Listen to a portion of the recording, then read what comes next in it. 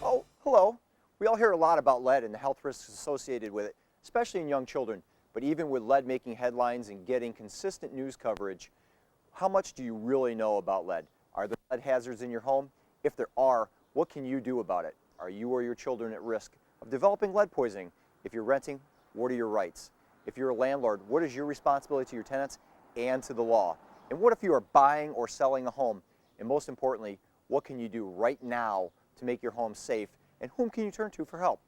Every person should be able to answer these questions, whether you are a homeowner, renter, landlord, home buyer, or contractor. Watching this video will answer your questions about lead and how to deal with it in a way that will keep you and your family safe.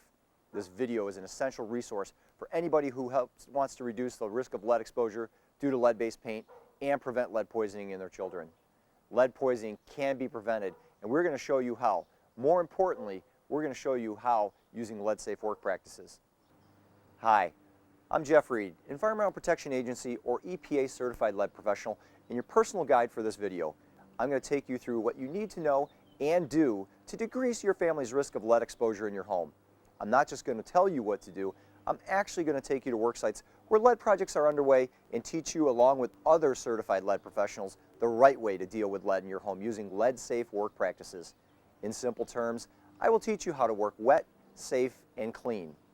We will touch on other lead hazards and sources of lead, but the focus of this video is dealing with lead-based paint. We will not only tell you what you can do about the lead-based paint hazards in your home, we will show you step by step how to reduce the risks associated with those hazards, from what you can do simply and easily right now to interim controls to permanent abatement. We set this video up in chapters so you can either watch it in its entirety or just watch the specific chapters that are of interest to you. The chapters are Chapter 1, this one, the introduction. Chapter 2, Lead 101. Chapter 3, what can you do about lead right now? Chapter 4, interim lead controls. Chapter 5, permanent lead controls. Chapter 6, lead project cleanup. Chapter 7, controlling lead hazards outside your home. Chapter 8, finding and working with a contractor. Chapter 9, your rights and responsibilities. And Chapter 10, resources. All the information we're going to present in this video is in line with Environmental Protection Agency standards and the Department of Housing and Urban Development, or HUD, guidelines, which are the accepted standards in the industry. I recommend that you watch the video from start to finish and then watch again the chapters that you need to focus on.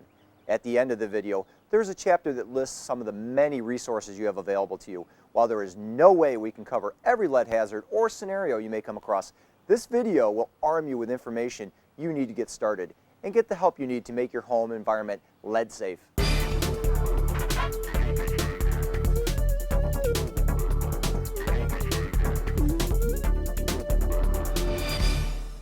In this chapter, we're going to learn what trouble spots to look for in your own home. We'll also learn about the types of testing that can be done to determine if there is lead paint in your home, and if so, is that lead a hazard? But first, we have to ask, why is lead such a big deal anyway? What does it do to your body that makes it such a health threat? Earlier, I sat down with Dr. James Campbell to find out what lead exposure actually does to the human body. Good morning, Dr. Campbell. Thank you for spending some time with us today to talk about health effects of lead. Glad that you're here. Come on in. Thank you. Dr. Campbell, could you give us a definition for lead poisoning? The Centers for Disease Control currently define lead poisoning as a blood lead level above 10 micrograms per deciliter in a child. How does the human body use lead? Lead is not a normal component in the body, so it's not something that the body should be using. It's a poison. But it treats lead much like it treats calcium. Calcium is an important component, of course, in our bones, but calcium is also very important in cellular physiology to get enzymes started, to get a lot of things working. So it's not surprising that what we see as a result is that lead poisons just about every organ system in the body and causes some sort of an effect. So it sounds like we need to limit the exposure. Could you tell us some of the ways that the body does get exposed to the lead? It's lead-based paint in housing is the ultimate source, either in the form of deteriorating lead-based paint in the house that the child actually picks up and eats, or dust in the home, dirt around the home that's been contaminated with the deteriorating lead-based paint. We oftentimes hear about other sources. You know, I mentioned the fish weights, mini blinds, crayons. You know, there's all these other potential sources that lead have been identified in. But those are really, I've seen very few cases where that's been the predominant source. You know, I can count in one hand, and I've been running the Lead Treatment Center now for 13 years, but I can count in one hand the number of children that have had a lead source from something other than deteriorating lead-based paint. Once that lead is in the human body, is it able to be removed? Lead, as I mentioned, is treated in the body much like calcium. And as a result, something like 90% of the lead in our bodies is actually stored in the skeleton and will stay there until the child grows up and becomes a senior citizen and dies. It just stays there. It doesn't go away. And then, and this is now just being studied and isn't as well understood, but apparently lead that a person is exposed to, say when they're toddlers, might come back and rear its head when that individual is now a 60 or 70-year-old person. At that age, the bones in our body are normally going through an osteoporotic process. This happens to everybody. You know, in other words, the bone density decreases, and with that, there's a re-release of that lead back into the bloodstream. And now there's studies to suggest that that mechanism can be behind hypertension, renal insufficiency, maybe even osteoporosis. So that's really quite a sobering thing when you think about being exposed when you're 2 and suffering consequences 60 or 70 years later as a result of that exposure. As we start looking at the children and adults for signs of lead poisoning, can you tell us a little bit about the symptoms that we may see for lead poisoning? The vast majority of people that are exposed to lead have no symptoms, including children. Or if they do have symptoms, they're really kind of nonspecific. You know, they feel a little tired, a little headache, you know, not thinking quite as clearly. Children might be a bit more irritable. Sometimes constipation is seen. But these are sort of symptoms that are kind of vague and easily overlooked. If these symptoms are vague or very hard to detect, how do we know that somebody has been lead poisoned? First of all, you don't wait for symptoms to develop. You test them at ages 1 and 2, regardless of whether they have symptoms or not. And it's through that way that you identify the children before blood lead levels are becoming very, very high, and hopefully before any even more serious deleterious effects have occurred or will occur. Dr. Campbell, what health effects do we see in children and adults as the population gets older? The best studied health effects on children are the effects on their intelligence and their ability to learn and behavioral problems. Lead is very well known to cause lower IQs, and that's been well studied in multiple studies, you know, since the late 70s and continuing up until now.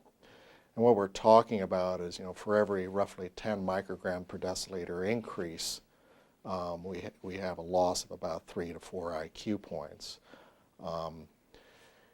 There is, however, there's a few studies, however, that show that even at levels below, as I said, the cutoff that the CDC has defined, the 10 micrograms per deciliter, that even below that cutoff, there's an adverse negative effect, and much more so that you can perhaps lose as much as 8 to 10 IQ points between having an elevation from 0 to 10 micrograms per deciliter. Another very major effect of lead poisoning is children have an increased risk of learning disability. So they have difficulty reading, they can see material, but they have a difficult time processing it and understanding what it is they're reading. So they oftentimes will fail at school if this isn't picked up. They could drop out. If they're lucky enough to be picked up and identified and diagnosed, there's a huge number of resources that then have to be expended on these children to teach them how to learn, how to read. And then finally, the other really big aspect of lead poisoning when it comes to children is the negative behaviors. These children are oftentimes quite inattentive. They move around a lot. I'm not saying lead causes ADD. I don't believe that that's been very well established, but it does cause ADD-like behavior. Could you tell us what parents can do to keep their children from developing some of these problems? Well, sadly, once a child is exposed to lead, there's really apparently nothing that we as physicians can do to keep these long-term effects from happening, you know, the low IQ and the learning disabilities. There's just recently completed a study that looked at whether chelation, which is the giving medicines to children to lower their blood levels, has any effect on the IQ and behaviors, and there was found to be no effect. In fact, frankly, as a result, I chelate children very infrequently anymore.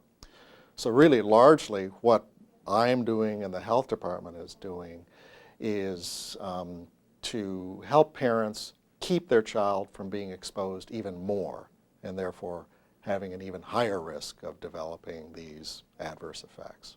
So once again, the key is keeping them from being exposed in the first place. Correct, correct. Once a child is exposed, there's really apparently nothing that we can do to keep them from developing these adverse effects. The good news in this is that you can do something to decrease the risk of lead exposure in your home and keep your family healthy. The key thing to remember is that lead poisoning can be prevented, even though lead is so prevalent in our daily lives. Lead is a valuable resource and has been used for thousands of years. And up until the Consumer Product Safety Commission banned lead in house paint in 1978, it was used as a main ingredient in both interior and exterior paint. It made paint last longer, made it shinier, and made it more durable. That's all good, right? Well, it turned out that it wasn't so good after all. Lead poisoning is directly related to household dust contaminated with lead from lead-based paint. And lead poisoning is detrimental to children's health and development.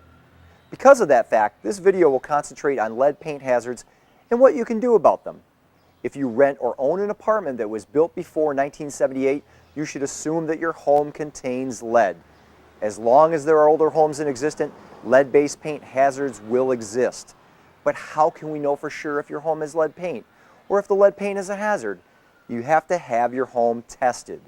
There are two different types of tests that you can have done, and both should only be conducted by an Environmental Protection Agency or EPA certified lead inspector or risk assessor. We're heading over to a home right now that is about to be inspected. Let's go take a look. Hi Lee, how are you? Good, how you doing, Jeff? Very well. Good to see you today. You too. Now you're going to be doing a lead-based paint inspection today. Could you tell us a little bit about that? Sure. Lead inspection looks for the presence of lead-based paint. And I'd be testing some surfaces throughout both the inside and the outside of the home. Can you tell us a little bit what a lead-based paint inspection doesn't do? Okay, there's actually two things an inspection won't tell you. It will not identify lead hazards, and it will actually not tell you how to control the lead paint that may be present in the home. Okay, well, thanks for letting us jump in right here. Are we ready to get started? Sure, actually I could use your assistance. All right, let's go. Okay, thanks. Well, Lee, we're all set to do an inspection in this room. Can you tell us what a lead inspection is? Sure, there's actually two different ways to sample the paint. The inspector could either use an XRF, like this, or could actually take some physical paint chip samples. I'm going to be demonstrating the use of the XRF, but the paint chip is an alternate method that an inspector can do. It's really difficult to take a really good paint chip. You're disturbing, in many cases, a intact surface, and you have to make sure that you get all the layers of paint. So you can see this is the top layer here, and this is the bottom. There's probably a good 5 to 7 layers of paint here. This would then be sent to a laboratory for chemical analysis. Okay. Because you really want to sample all the layers of paint. And this is exactly what the XRF lead analyzer will do. It will go through all the layers of paint, but the benefit really to using this is it does not disturb the surface, and I'm going to get an instant reading of how much lead is in the surface. Okay. So I don't have to wait for a laboratory report, and I can do the whole house in a couple of hours and have the results. Okay. And then I'll write those down on this pad here. Sure. This instrument here does contain radioactive material, and it's very safe to use if you're using the manufacturer's instructions. But really, as a precaution, all users wear this film badge, and it's the same thing like an X-ray technician would wear, just to monitor any radiation exposure. Okay. So why don't I actually start doing this room here, and Start with the walls? it would be helpful if you took some readings. Yeah, I'm going to start with the walls. I'm going to do all the walls in here, the ceiling, and take some representative samples of all the painted surfaces. And again, we're looking for the presence of lead-based paint. Okay, so the way this XRF works is put it up to a flat surface. I'm going to be pulling the trigger here. You're going to hear a click in a minute. That means the radiation is now coming out of the XRF. It's going through the painted surface, through all the layers, and the lead in the paint is absorbing the radiation and actually releasing energy. It's the energy that's captured by the lead analyzer, and we have a reading here which is negative. There's no lead in this particular surface. Okay.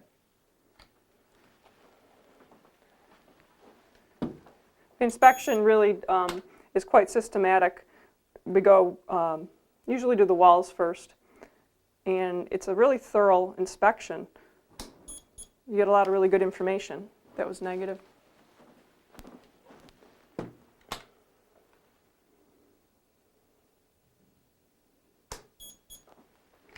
And that was negative. Okay. Do a ceiling reading here.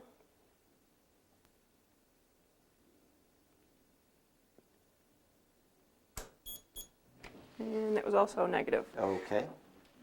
The units that are displayed are in milligrams per square centimeter. Okay. Okay, we have some paint here. We're going to be doing some testing on the frame of the window. Actually, the reason that's not working is because it's not flat. Ah, okay. So what I'm going to do is actually I'm going to take a window well reading. That was one of the safety features of this. Oh, I see. If it's not flat, you don't want the radiation to come out. And this is a positive reading. Okay. So it's a reading greater than 9.9. Now, after you get all the readings, do you get some kind of a report that comes back with this? Yeah, the homeowner will be presented with a lead inspection report, and what that will tell you is it's going to list all the surfaces that were tested in the house and the readings, and pretty much that's it. It will also note the condition. Okay. What are the pros and cons of a lead-based paint inspection? The pros of the lead inspection would be that it allows the owner to manage all the lead-based paint in the house, since they're going to know the exact location of where the lead is. It's also a really good tool if extensive renovation is planned by the homeowners, and it will tell them kind of where the lead is in the house, so when they go to disturb the painted surfaces, they're going to know which areas to kind of key into. So it's kind of a really good comprehensive lead history of the home, whether the surfaces are intact or not. The limitations of a lead inspection would be that it does not determine the immediate lead hazards, and it doesn't sample for soil or dust. Lee, you mentioned some of the limitations of a lead-based paint inspection. One of the things I was thinking about was cost. It looks like it's a pretty involved process, and I was thinking that that might cost a lot of money. What about some of these home inspection kits I see at the home supply stores? Well, those are very tempting, I think, for homeowners to pick up. They're not recognized by EPA or HUD as a reliable substitute for a lead inspection. If a homeowner is really concerned about lead in their home and they want to know if it's present, they should hire a certified lead-based paint professional. And if they have questions about lead, the local health department is a very good source of information. They can answer questions and actually assist them with finding local resources to find certified lead professionals. Okay. So now we're done in this room? Yeah, we're done in this one, but we have to do all the other rooms and then do the outside. Okay, well, why don't we go ahead into the next room? Okay.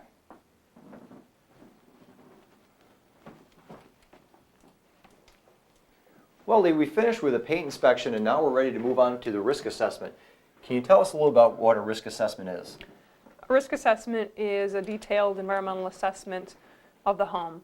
And during the risk assessment, we're really looking for lead hazards. And we're looking for lead hazards in paint, dust, soil, and sometimes water. What's the process involved in this? Typically, it starts with interviewing the homeowner. We want to get a general feel for the use patterns of the home, who lives here, if there's going to be children, if there are children, which rooms they occupy. I also want to know how old the structure is. And in this case, the homeowner is going to do some renovation before they move in. So that's all important information for me to gather. Okay, and what about maybe a building condition survey, anything about the overall condition of the building? Yes, that's important too. That's covered in the next part of the risk assessment, which is the full visual assessment of the home. We want to key into the areas that have deteriorated paint, areas of bare soil outside. We're also going to be looking for friction and impact surfaces, areas that are in need of repair. It's important to get a feel for how the building is maintained, because we're going to be offering advice on how to control the hazards that are identified. Well, are we ready to get going? Yeah, I think what I need to do in this room is actually do a visual inspection, because we're going to come back and then do the sampling once I've identified the areas that need to be sampled. Sounds good. Let's get going. Okay. Well, this is a wall here that is in a state of disrepair. It's chipping, peeling, flaking, and what I'm going to be doing is noting that, and I'm going to come back and I'm going to be sampling areas like this with the XRF. Lee, that's great information about the walls, but what about windows? Are they a problem? Windows are a big problem in older houses. They're really difficult to maintain, and this is a good example of it. I already see some chipping paint throughout the window. It appears as if there's chipping paint on the outside of the sash. The well itself, there's debris and paint chips in it. The frame of the window is again chipping. And something different about windows that you don't typically see on the walls would be this rubbing. If you take a look at the side of the window, Okay. see how the sash runs in that? Sure. That actually is an area of, we call it friction, Mm-hmm. and it rubs right here against the old original paint. Most of it's been completely worn off, but there is a little bit left here. Is it the only place where you're going to get deterioration? No, it's just one of them. It creates that dusting, and the other area that you typically see dusting and chipping and peeling would be this bottom of the window. And we call that actually an impact surface. Oh, because the window hits it. Exactly. So that could create the chipping and peeling, which we see, but it also is creating some dust, which I see visibly on the sill itself. There's a lot of dust accumulated here. So what are we going to do about the dust and the chips? I'm going to be coming back to this particular window and doing some, again, XRF sampling inside the window on the paint, and then I'm going to sample the sill for dust. Well, sounds great. You want to go get your gear and get started? Sure.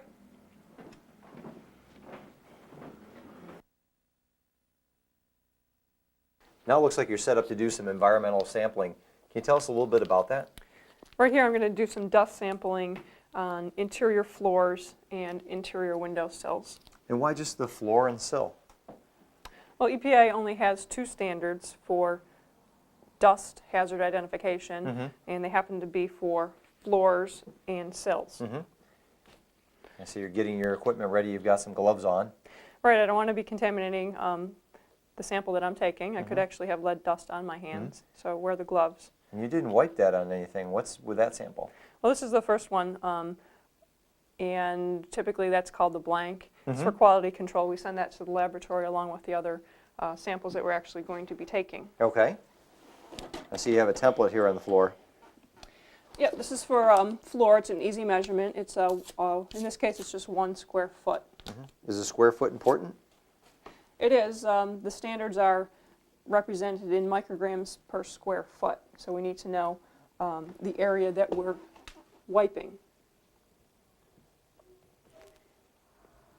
In this case, what I'm going to do on the floor, I'm going to go and try to collect as much dust as possible by staying within the template. Now, is the direction you're wiping important? Well, it's important that I'm actually collecting all the dust within this area. So that's why I did that turn and I folded the wipe. And I'm really going to just finish this off by wiping around the template.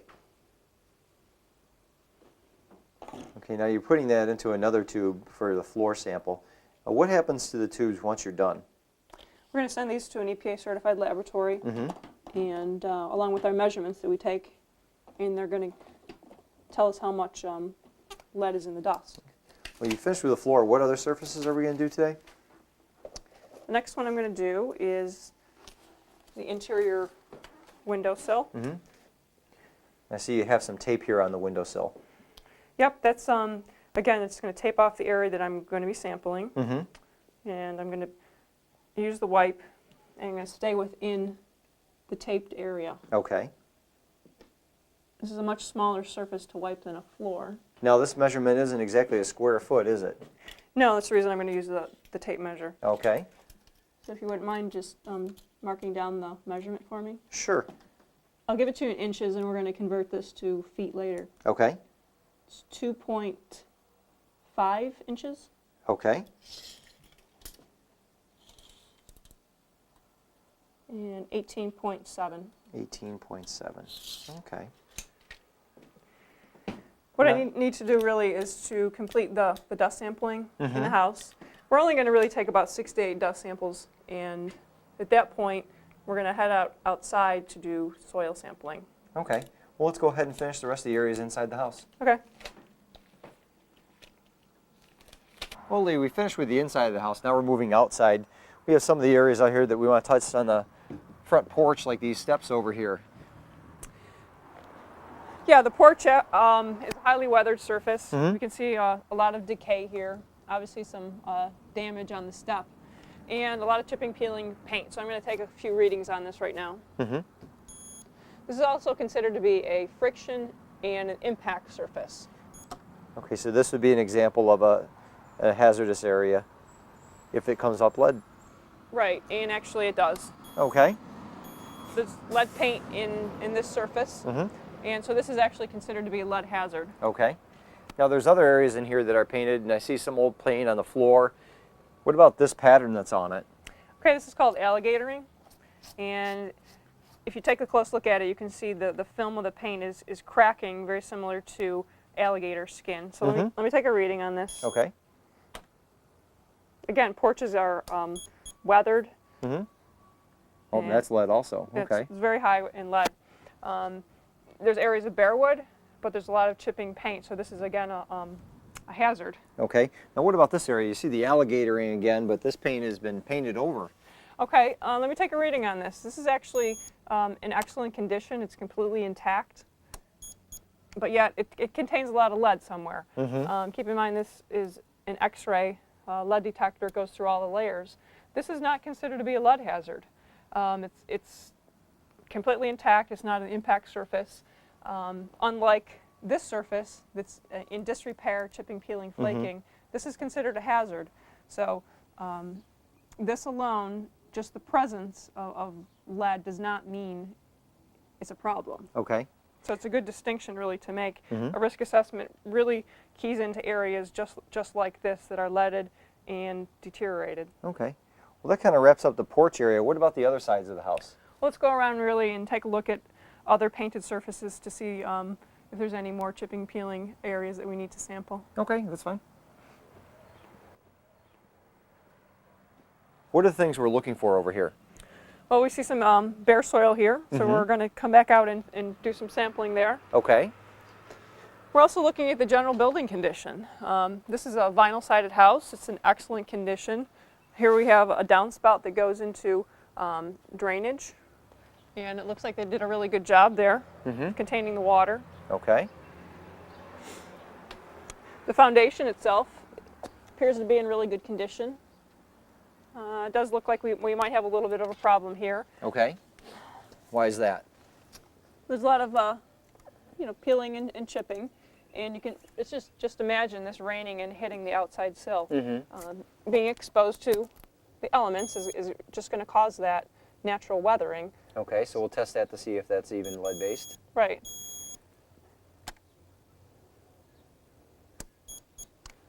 Oh, and it is, okay. Yep. So that's another lead hazard. Exactly. And right in front of us we have some more bare soil. Okay. This is along what we call the drip line of the house. So I'm going to go get my sampling equipment. I'm going to come back and do some soil sampling. Okay, right from this drip line area. And actually the front is considered to be a play area, so I'll take a sample up there also. Okay, very good. Let's go get your stuff.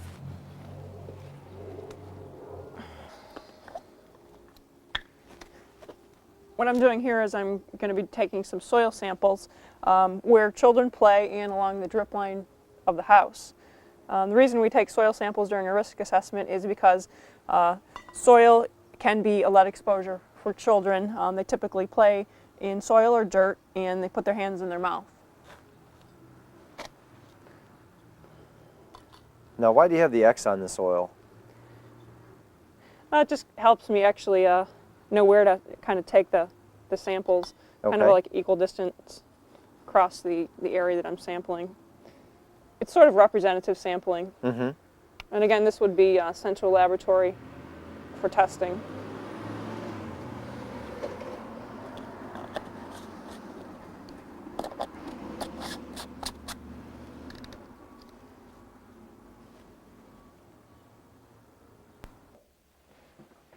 Well, Lee, we finished with all the sample collection, the dust samples and the soil samples. What now? Well, I'm going to put together a risk assessment report, and that's going to include all the information on all the samples that I took.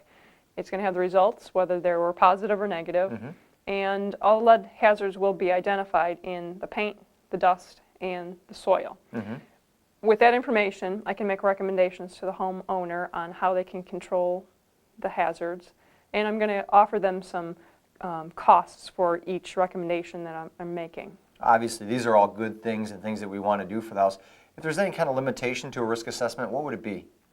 I think primarily you just don't know where the lead-based paint is throughout your home. The risk assessment is keying into where the lead hazards are. So that would be a limitation if you had an interest in knowing every surface in your home, if it was leaded or not. What would be your recommendation if you wanted to find that out?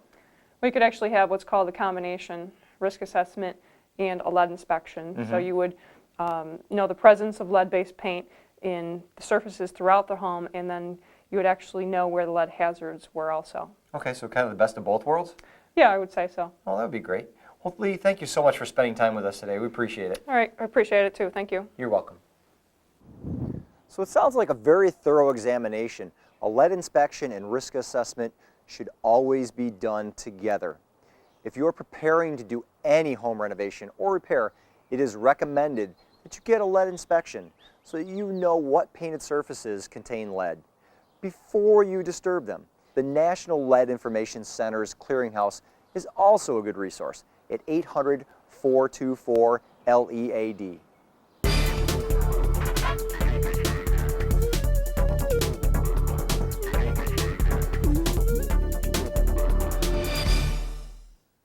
While chapters 4 and 5 will show you how to deal with lead using what we call interim or permanent controls, which will actually help you cover or remove lead hazards from your home, there are immediate, very important actions you can and should take to decrease the risk of lead exposure in your home right now. The first and most important action is to keep your house clean. We're going to show you how. While everyone should know how to clean properly to decrease their children's risk, renters, this chapter is for you, because cleaning properly is a very proactive way to reduce your risk, no matter what your landlord does. And landlords, you are about to learn some great cleaning techniques that you can pass along to your tenants. So, Jameen, this is a typical window in an older home. Hello. It would be really dangerous. Oh, hi. Hi, Jeff. Hi, Pat. How are you? Nice to see you. Nice to see you. This is my friend Jameen. Hi, Jim. Hi. Nice to meet you. Now, Pat, you do a lot of local awareness for lead poison prevention. Can you tell us a little bit about that? Sure can. I work for the Finger Lakes Lead Poisoning Prevention and Treatment Center here in Rochester, and we do a lot of prevention and education work with families that have young children. And Jameen here, I'm going to show her how to clean her house to make it as lead safe as possible for her children. Mm-hmm. Now, the lead safe cleaning, how is that different from our regular cleaning techniques? Well, you always want to work wet. With lead dust is really hard to pick up, so you always want to work wet, and you want to work from the top down, which means cleaning your ceilings and ledges and walls and working down to the floors and windows. And you want to be especially careful around the windows. And that's what we're going to show her how to do today. Well, I see you've got a couple of buckets and some mops and some sponges. Yes. So we're ready to get going? Yes, let's go. Here we've got all our cleaning supplies that we're going to need to do lead safe housekeeping. We've got 2 buckets, we've got a sponge mop, we've got something for the wood floors, we've got our HEPA vacuum cleaner, HEPA filter vacuum cleaner, and some spray bottles. We've also got sponges and cloths. We would want to start at the top because we always want to work top to bottom to keep the lead, pick up any lead dust that might fall while we're cleaning. So we've put some solution in this bucket. This is our wash bucket. And we're going to wash the ceiling. We're going to use a back and forth pattern. Go one way, and then the other. So that you pick up any dust that you might miss. You can do this on a stool or a ladder, but you can reach it, as you can see, if you've got low enough ceilings to do it this way. Wow. So just back and forth. Kind of looks like when you mow the lawn. Yes. Then you can work down to your walls, and you want to rinse. You always want to use your rinse bucket. Go over it again, back and forth. This kind of cleaning would be done every 6 months to make sure that you're reducing the lead dust in your home as much as possible. You can then mix some, I've mixed some solution in this bottle. Same solution, you can use Less Toil, Spick and Span, Mr. Clean, whatever you like to use. You don't want to use bleach, you want to use something that is a detergent with water. Okay. And you can just spray it. And then wipe down your walls and your woodwork. Just picking up any lead dust.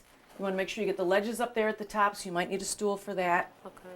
And then work down to your windows. Windows need extra special attention because when they open and close them every time, you're going to get debris and dirt falling into the window well Oh, wow. and the window sill. And where do your children play?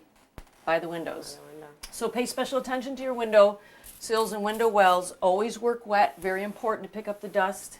You don't want to use any feather dusters or dry cloths when you're cleaning for lead prevention. So wipe, wipe, wipe, and then be sure to rinse. This is our rinse bucket. When the rinse water starts looking dirty, you want to change it. You always Okay. want to have clean rinse water. You don't want to be reapplying the dust that you've just picked up. So just keep working down. Okay. And then pay special attention again to the baseboards because that's another place where children play. You've got to think how little they are and that they play by the floor. Okay. So windowsills and baseboards, very important to clean them especially well with your detergent and water and then rinse. Wow. Now we're down to the floors. We would vacuum first with our HEPA filter vacuum and pick up any debris in the rugs, dust in the rugs. And you want to do that first and then do your wet mopping. And for the bare floors, I would use a Swiffer Oh, okay. because you don't want to put detergent on your floors, at least I wouldn't. And for that, I've mixed up some Murphy's Oil soap and water. This works very well. It won't hurt Oh. your floors. Murphy's There's also Oil soap. commercial products out there that you can use for wood floors. But something wet. Again, think wet Okay. and use your Swiffer to just go over, get real tight in the corners. Just to pick up any lead dust that might be around. Okay. And this really goes fast. And this is nice because you can throw it away when you're done and get rid of all the dust. Great. And as you can see, you will get a lot of dust on there every time you clean. Wow. Sounds like that dust is really the problem. Dust is really the biggest contributor to lead poisoning today in the world. Wow. Paint chips are definitely dangerous too, but lead dust is everywhere, so it's important to clean it up.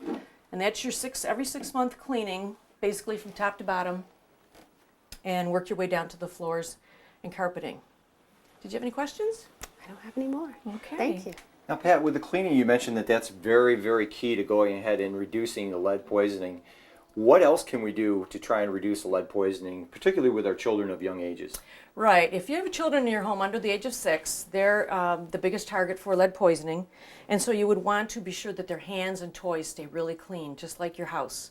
So we can show you how to do that too with little Christian. We'll show you how to wash his hands and toys and make sure that that's another safe way for him to be safe in the home. Wonderful. Okay. Well, let's go down and wash Christian's hands. All right, let's go. Where's Christian?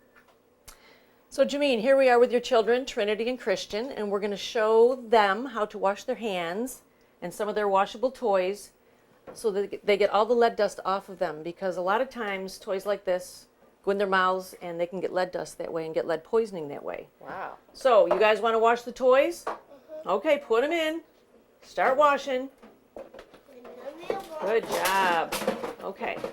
For this, you can use a little detergent, or you can use bar soap, whatever is handy. You don't want to use too much detergent, but you can use this. No, we don't want to put too much more of that. You can use the bar soap, okay? And then you just want to wash your hands really, really good and wash the toys, make them clean, okay? And then you want to use a nail brush too for their nails. You want to keep their nails short and trimmed, and then teach them how to use a nail brush so that they can get under their nails, get all the dirt and dust under their nails out. You want to show us how to use the nail brush? Yeah. Do you remember? Okay. Yeah. Go ahead and do it on your nails. Do it on your nails. Let's see if you can do it. Remember, like this? Bend your nails. Good. Good job. There you go. Good job. Okay. Remember, like this. Up and down. Like you brush your teeth, sort of. Only the other way. Good. Can you do the other hand too? And then we'll let Trinity try it too. Okay. And then this way they're getting their toys clean, they're getting their hands clean, they're having fun, and it's not a big deal for you. And if you teach them to do it, it'll just become routine. And another way you can do it is whenever they take a bath, you can put them in the bathtub with all their toys, and that way the toys stay clean on a weekly basis, and they'll have fun. You won't have trouble getting them to do it. Right. They also learn to keep their toys clean, and if the toy looks dirty, then maybe they won't put it in their mouths. Right. Now, how long should they do this? They should wash their hands for as long as it takes to sing Happy Birthday twice. Ooh. So you kids ready to sing? What are we going to sing? Want to sing Happy Birthday while you're washing your hands? That's the song we got to sing. Let's go. Happy birthday to you. Happy birthday to you. Happy birthday. Well, Pat, we were just talking about some of the things that we can do right now to try and reduce the incident of lead poisoning for the children. Right. We talked about cleaning, we talked about hygiene. Can we just recap those a little bit? Okay. We started with cleaning, the 6-month cleaning, which is working from the top down. Mm-hmm. You're going to start with your ceilings. Mm-hmm. You're going to use 2 buckets. You're going to use a bucket with soap and water, and you're going to use a clear bucket of clear water, and you want to change that frequently because it will become dirty, and you want to keep that clean. So you start from the top down, you do your ceilings, windows, walls, work down to the baseboards, and eventually the floor. Mm-hmm. You would want to vacuum first. Open up your windows, vacuum out the window wells, vacuum any carpeting, and then do your wet mopping and wet wiping like we talked about and like we showed. Mm-hmm. Be sure you're not using anything dry, no feather dusters, no dry cloths, always work wet. Mm-hmm. And that is, again, the 6-month cleaning. But once a week, you're going to need to do just wet mopping on all horizontal surfaces. Mm-hmm. Floors, windowsills, window wells, again, if they look like they've got junk in them, Mm-hmm. and anything horizontal, furniture, so on. Okay. Any place where kids might play. Yep. And then we have the kids playing in the sink, washing their Right. hands, washing their toys. Right. Right. You want your children to wash their hands and keep their hands really clean because the hands go in the mouth all the time. Mm-hmm. And putting the toys in is another way to keep the toys clean because they go in the mouth too. So they should wash their hands 3 times a day and again at bedtime, and use soap and water. And a nail brush is really good. Keep their nails short. Mm-hmm. And we talked about the water. Now, what about any kind of lead poisoning from ingesting water, lead-contaminated water? Right. If you're worried about your water in the home, and there has been a lot of scare about that recently, you can turn your cold water on in the morning, let it run for a couple of minutes, flush out those pipes that the water's been sitting in overnight, or if the water hasn't run for a couple of hours, just let the water run for a couple of minutes. That will flush out any lead-contaminated water that might be sitting, and then you should be good to go. What about boiling water? Can't we remove lead from doing that? No, boiling water really makes it worse. Boiling Okay. does not work. It makes it worse. No. Well, that covers a lot of the inside things that we can do to help reduce lead poisoning. What about things in the outside, soil and all those other things that we find outdoors? Right. There could be lead in the soil because paint's fallen off the houses over the years, off the garages. So if there's bare spots in your yard, bare soil, you should not let your children play in it. It can be really, really dangerous. It can be as dangerous as the dust in the house. And so you should get a sandbox or a kiddie pool or plant some grass seed or rope off that area, but do not let them play in bare soil. And also you shouldn't plant any vegetable gardens near the house or garage because the vegetables will actually uptake the lead as well. What about outside components? I know the kids play a lot on the porches, and Yeah. you always the families out there hanging out. Yeah, porches can be dangerous too, unfortunately. If there's chipping, peeling paint on your porches, railings, columns, floors, you want to make sure that those paint chips are cleaned up and the paint is in good repair. If you're unable to maintain the paint on the porch floor, you can put a piece of indoor-outdoor carpeting. It will prevent a barrier. It will make a barrier so the children can't get to that chip paint. It really is a good way to maintain a porch floor. Then we have windows that the kids are always playing in. Sometimes we hear the classic, the child's been chewing on the windowsill. What can we do to Right. try and help prevent that? We actually see that fairly often. You'll see you can notice little teeth marks actually on the windowsill. If you do notice that, one way to prevent that, and even though the new paint might be latex paint and not lead paint, they're going to be able to bite through to the lead paint. That's the important thing to remember. So put a couple of layers of duct tape on that windowsill. It'll prevent them from biting through to the lead paint. And I know it's gray and I know it's ugly, but you can actually get white duct tape now, so it looks a little better. Okay. Now, what about diet? Something that we can do with our children to maybe keep a little bit of control from the absorption of the lead into their systems in the first place? Exactly. A diet high in calcium and iron will help prevent the absorption of lead if children are exposed to it. And also, a child's tummy, if it's kept full, will not absorb lead as much. So you want to feed them 3 good meals a day and 2 snacks. Keep their tummy full. Make sure their iron is okay. You might want to check their pediatrician. If they're chewing on things or eating things that aren't food, like dirt, rocks, stones, paper, crayons, that's called pica behavior, and that is another way for them to get lead poison. So make sure their iron stores are high. Low iron children are known to have more pica behavior than children whose iron levels are where they should be. Well, that gives us a really good idea how we can go ahead and keep prevention up as far as keeping lead poisoned children to a minimum. Thank you so much for spending the time with us, Pat. Oh, thank you, Jeff. It's my pleasure. You're welcome. All right. Now, in chapters 4 and 5, we're going to go through interim and permanent controls to show what we can do a little bit more to control lead poisoning.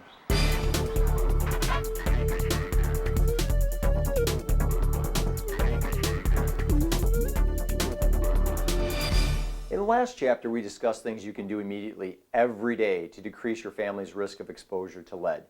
These immediate actions include using house cleaning techniques specifically designed to decrease the risk of exposure to lead, specifically using a wet method, frequently washing your child's toys and hands, as well as anything else they put in their mouth, not allowing them to play around deteriorating paint, and providing a healthy diet. All of these things will go a long way to preventing lead poisoning. However, these actions may not be enough. If you know you have lead-based paint in your home, you may need to take further what we call interim controls. That's what we'll cover in this chapter. Interim controls are not permanent. They generally last from several months to a few years. In the last chapter, you saw how working wet works in decreasing lead exposure. Now we're going to build on that working wet technique as we begin to actually disturb the lead surfaces. Interim controls are actions you can take to temporarily reduce the risk of exposure to lead in your home by fixing those lead hazards. Interim controls are usually less expensive than permanent controls, which makes them very appealing to many people. Also, aside from being affordable, interim controls are often used as an alternative to permanently replacing architecturally significant parts of your home, such as windows, doors, and trim. These are generally actions that you can take on by yourself if you seek information from reliable resources such as the ones listed in chapter number 10. While generally you can manage simple interim controls on your own, lead abatement requires the hiring of a certified lead abatement professional. And I should note here, just because you can do interim controls by yourself, it doesn't mean you should. When in doubt, contact an EPA certified contractor. Either way, there are classes available that teach lead-safe work practices. We recommend you take this training and make sure your contractor has this training as well. You're not sure how to hire a trained contractor? Watch Chapter 8 to find out how to hire and work with a contractor. Okay, back to interim controls. In Chapter 3, we showed you how to clean your home to decrease the amount of lead dust and chips in your home. That is the easiest interim control you can take to protect your family. But remember, you have to clean using techniques designed to decrease the risk of lead exposure. Otherwise, you may actually be increasing the risk to your family. And even if you are taking other interim or permanent controls for lead management, you should always continue to clean properly and thoroughly using techniques we showed you in Chapter 3. Lead-safe work practices are key, whether you're taking immediate actions, interim, or permanent controls. Other interim controls besides removing the lead dust by regular cleaning include the following: repainting lead-based paint surfaces, repairing lead-based paint friction or impact surfaces, and preventing lead exposure from contaminated soil. In this chapter, we will show you the steps you should take for each of these interim controls, and we will teach you not only how to do the work, we will show you how to do it using lead-safe work practices to minimize exposure. You have and will continue to hear us use the phrase work wet, smart, and clean. This is the basic theory behind lead-safe work practices. Conducting interim controls gives good results in the end, but if you do not use lead-safe work practices, you may actually put your family in more danger than if you had not undergone any controls at all. To be safe, you can contact your local health department to find out where lead-safe work practice training courses are available. We highly recommend getting lead-safe work practices training before you disturb lead in your home. These work practices will keep you safe while you take the steps necessary to create a healthier home for your family. Also, small children and pregnant women should be nowhere near the work site while work is being done. And most abatement projects require that your family be away from the work site for the duration of the project. But if daily cleanup is properly achieved, most interim controls only call for your family to be away from the job site while the actual work is going on. Next, we're going to meet up with Kevin Smith of KA&S Construction, who will demonstrate both interim and permanent controls. Good morning, Kevin. How are you? Good morning, Jeff. How are you? Doing very well. Good to see you again. Good to see you too. It looks like you're getting the area ready to do some work here. Now, your company, KA&S Environmental, is an EPA certified contracting firm. Can you tell us a little bit more what's involved with that? Yes, to become an EPA certified company, you need to become an EPA certified, have an EPA certified supervisor first. And the requirements are that you have a 40-hour class taken. After the 40-hour class is taken, you then are required to take an independent third-party exam. After you pass that, the EPA will send you your certificates, which you can then apply for as a company. Mm-hmm. The supervisor is the person that will be in charge of the company. You fill out the forms. They require education and or experience in order to qualify. After you mail it in, you get the results back, and then your company is certified. So there's a lot more involved than just a one-day class, a lead awareness class that we see. Oh, yes, it is. Great. Well, we're going to talk a little bit about interim and permanent controls today. Could you talk to us a little bit about that? Well, I think before you have any interim or permanent controls done, you should have what's called an inspection and an assessment. The inspection will give you the locations and areas that are what they call hot, where the lead paint is above the normal count levels. And the assessment will at times give you recommendations as to what should be done, and in some instances even costs. Oh, very important information to have. Well, why don't we talk a little bit more about interim controls now that we know that it's important to have the inspection and the risk assessment first. All right. Now, you did a little bit of work on the wall behind us here. Could you talk to us a little bit about that? Well, this wall was basically intact when we got here. The paint was not peeling or flaking, which is considered an intact surface. Basically what we did is we cleaned the wall down with a spick and span solution, let it dry, applied a primer and a quality top coat paint. And with that being, because this is an interim control, you want to make sure that you inspect this area. Make sure that the paint stays intact, that it's not peeling or flaking. So in other words, this is a control it's considered interim. It's not safe forever. We have to keep on monitoring it. Oh, yes, yes. Okay. Yes. One of the other things that we talk about with interim controls is repair. When we talk about repair, we talk about friction and impact surfaces. Could you tell us a little bit more about what a friction surface is? Well, a friction surface could be a window with the jamb, a door where it rubs against the jamb of the door, a drawer in your kitchen if it's an old cabinet. And all these things can be fixed. We'll be showing you later on how to install a jamb liner on a window, a replacement window, which will also take care of that. A door can be fixed by planing it down and making sure the two surfaces don't rub. And the drawers, sometimes it's just a matter of an adjustment or they may have to be replaced. Okay, and then there's also impact surfaces. Can you describe to us what the difference between the two is? Well, an impact surface will be anything that is receiving an impact. For example, stair treads, a baseboard, and even the walls could become an impact surface. Door handles, when they open up and they hit the wall, now you've damaged the wall. You've created a hazard. These things can be fixed simply. A door, you go to your local home center or hardware store and buy a door stop.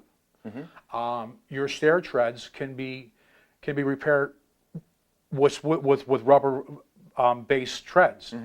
And again, the outside surfaces should be kept intact and make sure the paint surfaces are inspected. Again, once it's an interim control, it has to be monitored. We have to keep after it because it is not safe forever. Right. Very good. Kevin, you mentioned that you're going to be installing a jamb liner and also window replacement in another portion of the house. Can you tell us a little bit about the area that you're doing that work in? Well, it's in the kitchen. It's a small kitchen, and we set up the whole room as a containment to basically show what's to be done. The abatement in that area has been done now, and we'd like to go in there and show you what's been done. Because the abatement has been done and it's been cleaned, we can go in there and we really don't need to wear our suits and respirators. Okay, so we're all set to go? Yes, we are. Let's go check it out.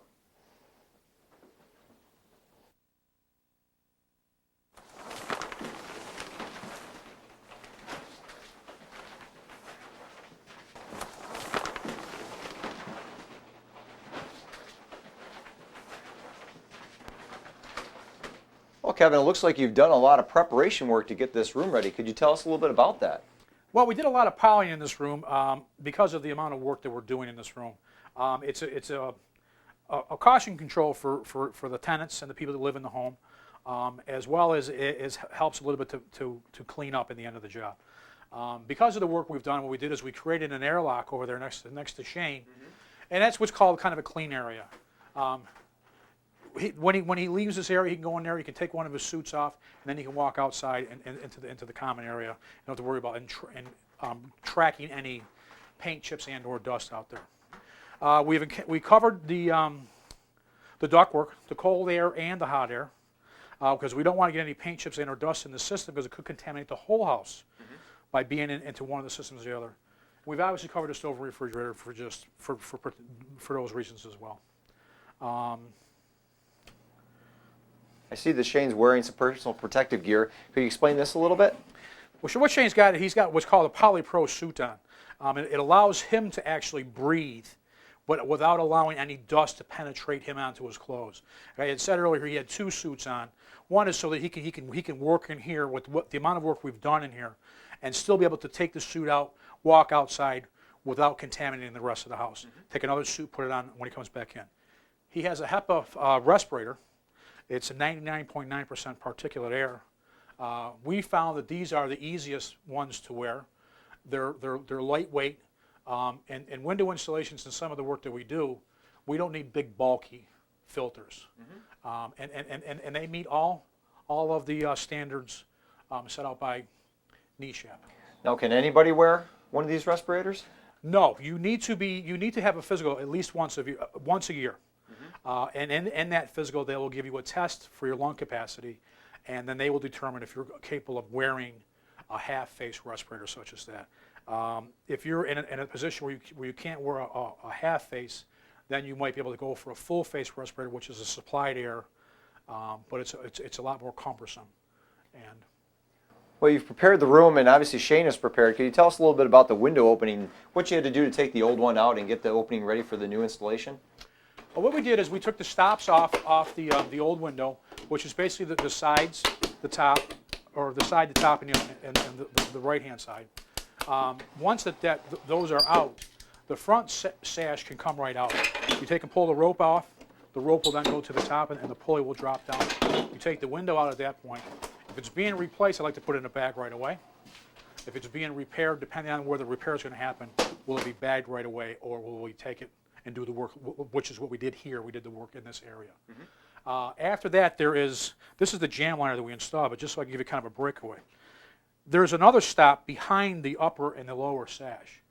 After the lower sash is taken out, we need to take this wooden stop out as well. And again, it's on the left, the right, and the top.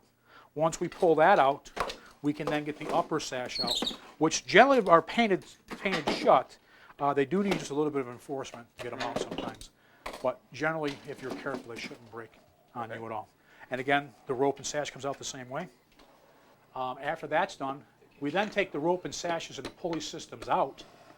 We went back in there, we wet scraped using a TSP solution and a scraper and a HEPA vacuum cleaner and cleaned the entire area a couple of times, let it set up and dry, and then we used an encapsulating paint on the areas that are going to be exposed after the installation.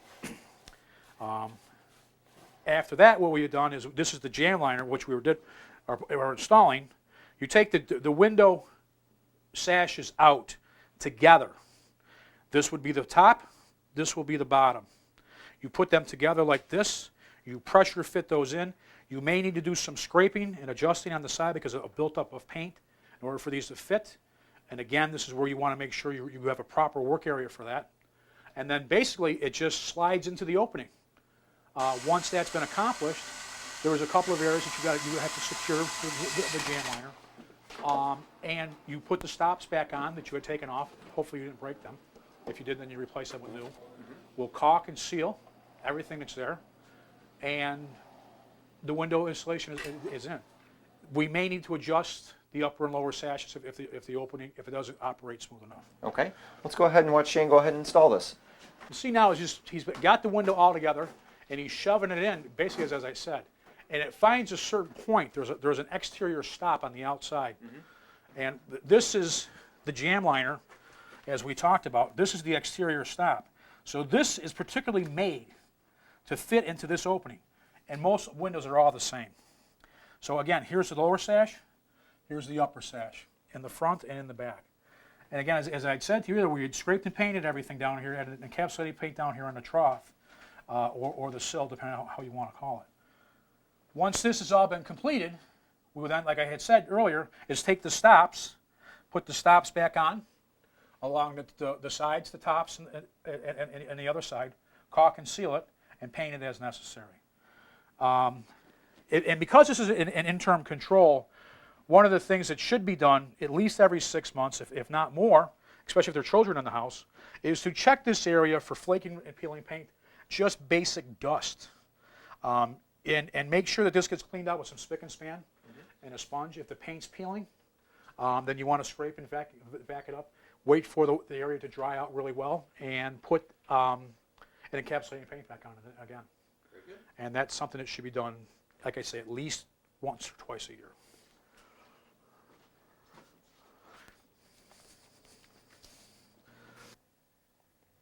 And here's something we don't think about. Even if you're not tackling lead hazard controls, whether you own or rent, it seems that we spend a lot of time around the house doing odd jobs. Most of us don't think twice about hanging a picture or installing a towel rack, right? But these simple steps can create lead hazards in homes that contain lead-based paint. Here are some simple, seemingly harmless activities that in fact put your family at risk when done to painted surfaces, even if it's to surfaces where lead-based paint has been covered by non-lead-based paint. Scraping and sanding, drilling and cutting, hammering a nail, using a heat gun to remove paint, removing all or parts of walls or ceilings to do repair work behind the structure. Just like we already showed you, if you're doing any work, Containing the debris with plastic sheeting will allow you to easily clean up solid waste after your work is done. Also, as a general rule of thumb, the best way to decrease the amount of lead dust created in everyday household upkeep is to use a spray bottle to dampen the work area and douse the dust that is created. This will keep the dust from being released into the air. Here are a few other tips. A novel way to keep dust to a minimum is to use a damp sponge. Simply mark a location on the wall if you need to nail, hang a picture, or drill through it. Drill through the sponge and then pull the sponge away. The same could be used for shaving cream. Simply mark the location you're going to nail or drill, and nail or drill through the shaving cream. When disturbing lead-based paint in any way, always make sure that the clothes you are wearing are washed separately from the rest of the family laundry. While you can't always avoid these activities, it is important that you take steps necessary to avoid putting your family in harm's way. As we demonstrate interim and permanent controls for you, the lead-safe work practices you see should also be put to use when you are doing everyday tasks around the house.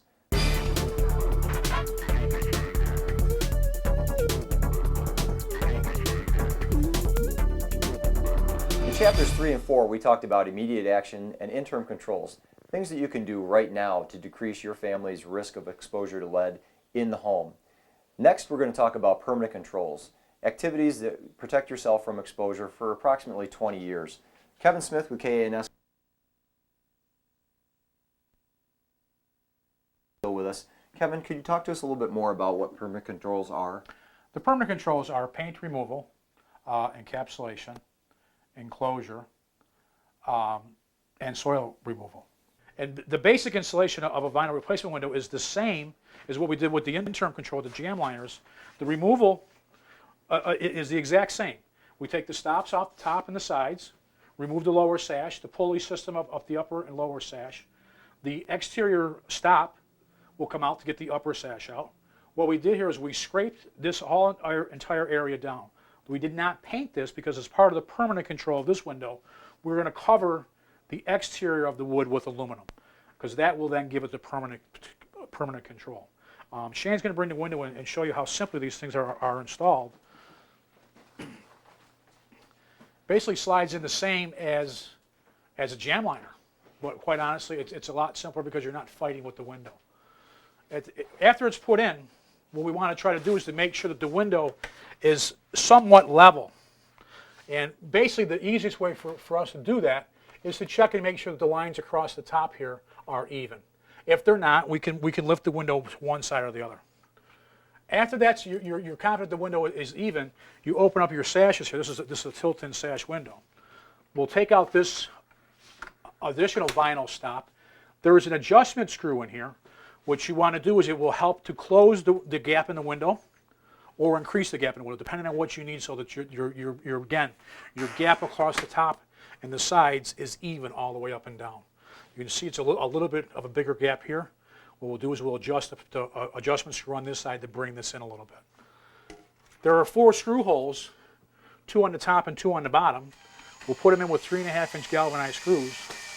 When we're done with that area, what we'll do then is we will take a fiberglass insulation and run it along the sides, the top, being careful not to shove it in there. Fiberglass insulation needs to be applied very liberally. And once that's done, then we'll also take and insulate the bottom of this sash as well. Now, as part of the permanent control, once this has been adjusted and everything is in order, we will then take and put the stops back on, caulk, and paint as needed. We'll then go to the outside of the window, remove the storm window, and then use a metal aluminum coil stock to wrap the sash or the casings and the sills. And that's the basic installation of a permanent control on a vinyl window. How can you tell when you're ready to go from an interim control to a permanent control? Well, I guess you could take a look at your inspection and your risk assessment. The other indication would be the damage to the surface itself. If the wood is rotted beyond repair, then you're going into an abatement. Mm-hmm. The emphasis again is that the abatement should be done only by a lead certified specialist. Oh yes, there's no doubt. Kevin, can you tell us a little bit more about paint removal? What exactly is it? Well, paint removal is basically pretty much what it says, but you want to make sure that you're doing it in the correct way. the easiest, simplest way on most projects is just wet scraping and cleaning. And again, with the proper protection for you to be worn. There's a chemical strippers that can be used. There's a heat guns that you can purchase at any of your home center hardware stores, as long as they do not reach over 1100 degrees. Okay, why don't you want to use a heat gun that goes over 1100 degrees? Because that will then will create, it will heat it up too much, and it will create a hazard as far as it will burn the paint instead of just heating it. At 1100 degrees, it will just start to bubble, and if you don't hold it, if you follow the directions and create the proper path, it will just bubble and the paint will come off. If it's over 1100 degrees, you have a tendency to burn it, and then you've created more of a hazard than if it was just dust. What about some of the things that you don't want the people to do? Make sure they don't cause more harm than they're trying to achieve. They do not want to dry scrape. They do not want to dry plane. They do not want to do any removal of paint dry. It's got to be wet and or with the proper tools. Kevin, one of the permanent controls is enclosure. Could you tell us a little bit about that? Well, there's several ways that we can consider an enclosure. If you're in the exterior of your house, would be siding, aluminum trim on your windows and fascias, vinyl on your soffits. That would be an enclosure for your exterior. For the interior, if your walls had become unstable, new drywall attached to the old plaster without taking it off. You should always make sure you label behind the wall that this does contain lead-based paint for the future person that knows that if they take it down and they say, oh, this wall contains lead. What about wood paneling? Is that something that could be used as well? Wood paneling is also an acceptable thing. You want to make sure that when you put paneling on there, it would be the same as that you put the proper materials between each panel to make it a dust-tight seal. Your corners and everything, all the corners are properly sealed and enclosed. But encapsulation is another form of permanent control. What exactly is it? Well, encapsulation is you would buy a lead encapsulating paint. Basically, it's a lockdown paint.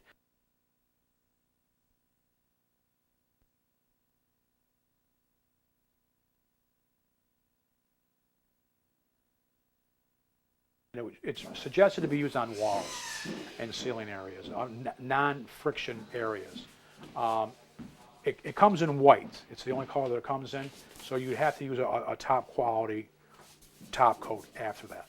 Whether you're using interim or permanent controls, proper cleanup at the work site at the end of each workday and at the completion of the project is a key step to making your home lead safe.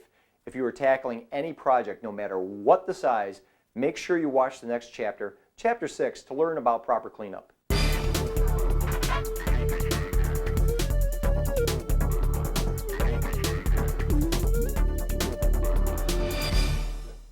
In this chapter, we talk about project cleanup. Following either interim or permanent controls, we have to have proper cleanup. Improper cleanup could result in a greater hazard to your family and your home than if you had done nothing at all. We had just gone ahead and done a window replacement project in here with Kevin Smith from K&S Construction. Kevin's going to explain a little bit about the proper cleanup with us here. Well, the proper cleanup on any project, if it's not completed in one day, the entire area should be cleaned and properly, not cleared, but cleaned before the end of the project day, and making sure that all the barriers are still up. At the end of the job, what we like to do is basically start at the top and work our way down. And it's basically wiping, vacuuming, and wiping again. And in this area here, we've got poly up on the walls, and what we'll do is we'll roll the poly back down onto the ground into itself so that there is no areas that we may have missed with paint chips or dust, and then bag that in the proper bags. And then we'll come in there with a TSP solution or a spick and span, and basically wipe the entire floor area, let it dry, vacuum it down, double checking everything as we go, re-wiping the entire wall system as it will be done, do the floors again. The more cleaning that you do after the project, the easier it is to achieve your lead clearance sampling. It's very important that the final cleaning is done properly and in the proper order, top to bottom. Now, for some people that may be practicing just the interim controls, what about disposal? How do they get rid of all their waste and their debris? Well, as a homeowner, if a homeowner is going to do the project themselves, They should follow the rules that we're talking about here, it's just the same. And they should probably call the local health department and ask what they need to do for disposal. Your EPA certified contractor knows where and what to do with his debris. But if you're going to do this yourself with paint chips and whatever, you need to call your local health department and see what you can do with your disposal. And once again, if you hire a contractor, they take care of all that disposal for you? Oh yes, they should.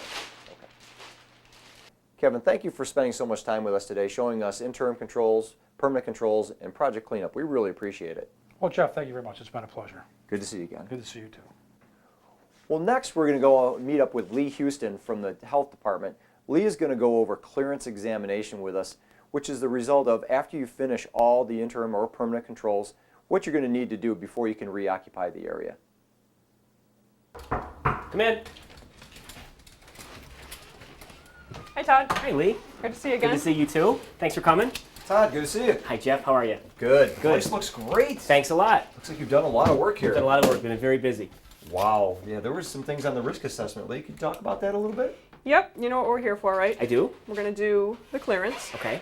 And I did the risk assessment here a couple months ago, and there were quite a few lead hazards that we identified, and we put together a scope of work for you. Have you ever been through the clearance? Okay. Let me just explain it to you just real briefly. It's really conducted in two parts. First is a visual inspection. I'm going to use the actual risk assessment that you have, and I'm going to go around with you to verify that the lead hazards have been controlled. Okay. Once that's done, we're then going to come back to the same areas, and we're going to do what's called lead dust clearance sampling. Okay. Okay? Yeah. So I guess the first thing, I do have the list here. Okay. It probably looks pretty familiar. Yeah. Why don't I just talk you through, where we are, and we'll start in this room. And as usual, whenever we turn a unit over, the unit gets painted. And we start at the ceiling and work down. And on the walls, we make some general presumptions that it may contain lead somewhere in the paint. We handle all the surfaces that way. And in this case, everything's been painted and caulked. Any holes from a previous tenant that might have been in the wall from pictures or whatever have been taken care of. The biggest thing to this apartment was we did replace the windows. That was part of our control. The old windows really needed more work than was really practical. So we did take the windows out. In the process of taking the windows out, we treated the outsides. We painted. And in some cases with the sills, we encapsulated the sills with a flashing, caulked, put the new windows in, and we can go over there and look in a minute. We've installed new pine stops to hold the window in. The old stops, when we took them off, it just wasn't worth putting them back on again. So new stops are there. The sills themselves have been painted, and coming down to the floor here, we did a rather untraditional thing. In most of the buildings that we own, we have hardwood floors, and we restore them and polyurethane them where we can. In this case, the floor had been damaged and abused over the years, and so we made the necessary physical repairs we had to make to the floor, cleaned it well, and then we painted the floor with a polyurethane exterior polyurethane, almost a deck paint. And we hope that this is both durable and solves some of the smooth, cleanable surface criteria. Okay, good. I'm glad you mentioned that. The floors actually did not contain lead, and that was the case throughout the whole apartment. So actually by painting them and making them smooth and cleanable, it's really going to help in the end pass the lead dust clearance. Good. But also it's going to help you maintain your apartment. Okay, good. So actually let's take a little closer look at the windows. Sure. I'll start here. Lee, what we did, and we're finding this to be more the case as we turn apartments over, we're installing our own blinds. And we're doing this for a couple of reasons. One is the safety factor. After we do spend time in getting an opening, what we feel is lead safe, the last thing we want to do is expose the window then to a new resident, nailing whatever is necessary up there to provide their own window treatment. So we do put blinds up. And hopefully that'll help in the longevity of the work that we've done here. And here's our new window. And I'll open this up for you. You can take a look. Okay. Very nice. And did you actually wipe down the window well? We did. Okay. Yes. The window, the trough has been cleaned. And as I said earlier, on the exterior, everything has been painted encapsulated and caulked. So we feel the outside is both safe as well as obviously now, this window no longer contains any contaminant. And then here we've created a very smooth surface for cleaning, and then right down to the floor Okay. as well. Well, it looks great. It's certainly a long-term solution to the problem, and also looks like it's good for weather. Yes, yeah, it is. And we also feel that in addition to solving a potential lead problem, we've made a unit more energy efficient, much easier for us to maintain. And this window unit over the years won't need to be painted. So we won't get that buildup of paint and, therefore a window that becomes harder and harder to manage as the years go by. So it's a more modern component in an old building. Right. And the sashes, the original sashes that were here, and actually the well and the frame were leaded. So Right. this is a good long-term solution Right. to the lead issue, and certainly it's a good solution Right. for making it weatherproof, basically. And next year, should we have a new resident that moves in, it'll be very easy for us to clean this surface here, and this is all very manageable. The hard work has been done. So Okay, you did mention cleaning, which is really important. We're going to do the visual inspection first, and this looks really good. I'm looking for a couple of things when I'm looking visually. Obviously, you replace this window. The lead hazard is no longer present. You replace the stops. You've done an excellent job really with painting. The other thing I'm really visually looking for right now is to see if there's any accumulation of paint chips or any dust left behind. This one looks really good. When actually did you clean this unit? we cleaned maybe 2 or 3 hours ago. Okay. Was our final clean Good. in preparation for you guys being here. Since this is really your first time, we did talk about the whole cleaning process before we got here. Could you just let me know, explain how you actually did the cleaning? Sure. We use a 2-bucket approach with the cleaning, and we made sure that, again, we know we didn't have any lead here, but we made sure that just any dust that may have settled was wiped out. All these surfaces after they were prepared and done were cleaned, and the water was, we used different cloths and made sure that we always had fresh water, clean water. We made sure the whole process was as sterile as we could make it. Did you actually use like more disposable items like paper There towels? were some disposable baby wipes that we used in these cases that we used on the inside of the windows Okay. and on these surfaces here. When we're finished with the visual, the same surfaces that you cleaned are going to actually be sampled, the window well, the sill, and the floors throughout the apartment. So we'll get into that a little bit later, but really I need to see the rest of the scope of work Okay. and verify that all the lead hazards have been reduced visually. Good. Now, the visual does have to pass before we move on to the physical sampling for dust. Okay? Okay. Just so you're aware of that. Okay. Alrighty? Good. Why don't we go into the next room and Okay. take a look?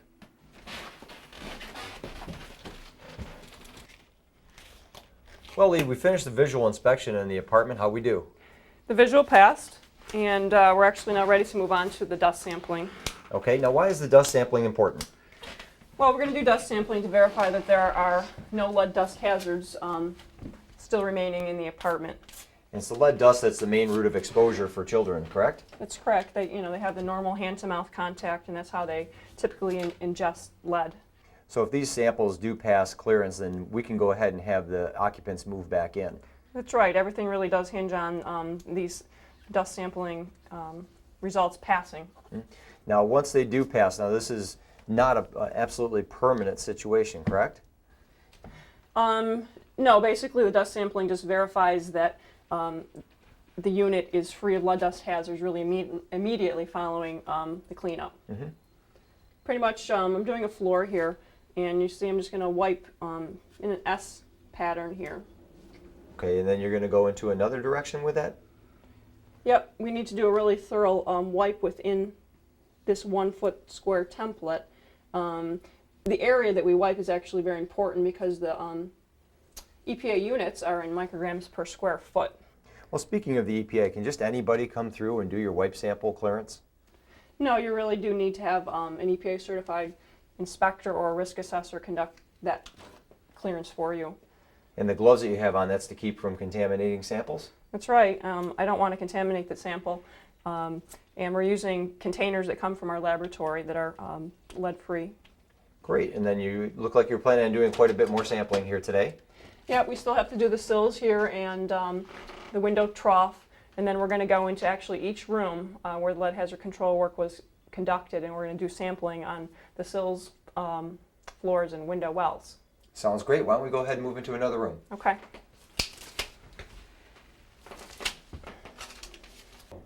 Okay, Lee, we finished up with the floor sampling. Now you're moving on to a windowsill. That's right. This is another surface we're going to wipe, and it's all taped off here. The reason we're going to use tape is because windowsills are of different dimensions, and it's a lot easier to just lay it out with masking tape. I'm going to wipe in both directions, similar to the way we did it on the floor. Gets put into a new container. And the next thing I'm going to do is measure off this area. And why is that important? Well, the laboratory needs to know the dimensions of the sample that we took because they report back to us in micrograms per square foot. This is 27 inches Okay. by 5 inches. Okay. And now, do we have any other areas to test? Yeah, the last surface we're going to actually test is the window well. It's also called the window trough. I'm going to tape off the same area that I did in the window well here, like I did the sill, and I'm going to, again, put a new pair of gloves on and do the sampling within the well and then measure that area because it's going to be different than this area. Okay, now after you go ahead and get that, you're going to go ahead and get a report back from the laboratory. That's right. We're going to finish up the sampling in the apartment, and all these samples are going to get sent to an EPA certified laboratory. The lab is going to report back to us what the results were, and then we're going to actually compare the clearance samples to EPA lead dust clearance sample for sills, floors, and wells. And once clearance is achieved, what then? Well, at that point, we put together what's called a clearance report for the homeowner, and basically that contains two pieces of information. It has information about the hazards that were controlled in the apartment. In this case, we're going to be noting that the windows were enclosed and all the leaded surfaces were painted or taken care of in some manner. And they will also get a complete list of the standards that we took. And basically that's a clearance report. It contains those two pieces of information. Now that they've done the clearance report for this lead control action, does that mean that this apartment is safe indefinitely from lead? No, actually that's a really good point to bring up. Risk assessors get asked that question an awful lot. People really do think that this is like a one-shot deal and they never really have to do any more maintenance. The clearance samples that we just took here today really only represent the measures that were taken to reduce the lead problems that existed here. So things like painted surfaces that still contain lead, like the casing here and the sill, these need to have ongoing, constant monitoring done. Surfaces that really had permanent control, like the windows, don't really need a lot of work anymore. They've been permanently controlled. But this lead-safe issue that comes up is really important for homeowners to understand that leaded surfaces that were dealt with temporarily, let's just say, we call them interim controls, need this ongoing cleaning and maintenance. Very good. Okay, so we just finished clearance criteria here in the apartment. It consisted of visual inspection and also clearance dust wipe sampling. Here's a quick review of what we've learned so far. In Chapter 3, we told you what you can do right now to go ahead and address the lead exposure in your house. Chapter 4, we had interim controls, and Chapter 5, permanent controls, both with Kevin Smith. We went over how to keep a job clean, how to use lead-safe work practices, and how to go ahead and take care of the end of the job things on a project. Next, we're going to do interim and permanent controls, so let's get ready to move outside.